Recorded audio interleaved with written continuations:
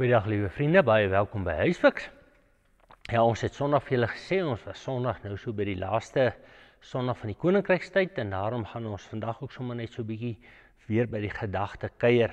Julle sal onthou, ons het daar uit uit Daniël vir mekaar gesê dat Daniël wat hierdie verskriklike profeet was of siener, man van God, moes op die eind ook by die Here hoor. Hoorie Daniël, daar sekere dinge wat jy nie weet nie, maar sit jou kop op dit wat jy verstaan, dit wat ek aan jou voete neerlê, die Koninkryk van God.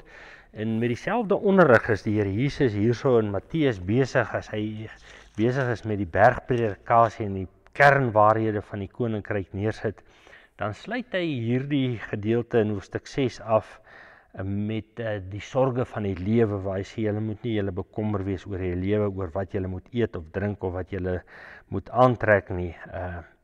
Die lewe is belangriker as kos.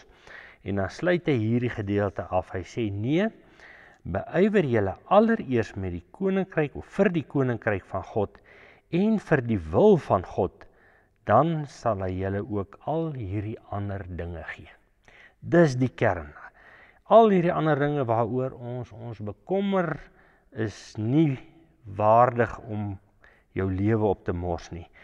Beywer julle vir die Koninkryk van God en vir die wil van God, en al hierdie ander dinge sal vir julle gegee word. Vriende, en daarmee die Koninkrykstyd wat die Here Jesus Christus hier na die aarde gekom het, sy kerngedagte. As ons gedagtes en ons wil en ons fokus hou op God en sy wil, dan is ons op die pad van die Koninkryk. Dis waaroor die Koninkryk gaan, om te sê, Here, nie my wil nie, maar u wil. Dat die Koninkryk wat daar in die hemel kom, ook iets daarvan waar word op die aarde. Kom, ons gaan daarvoor. Dis die moeite werd.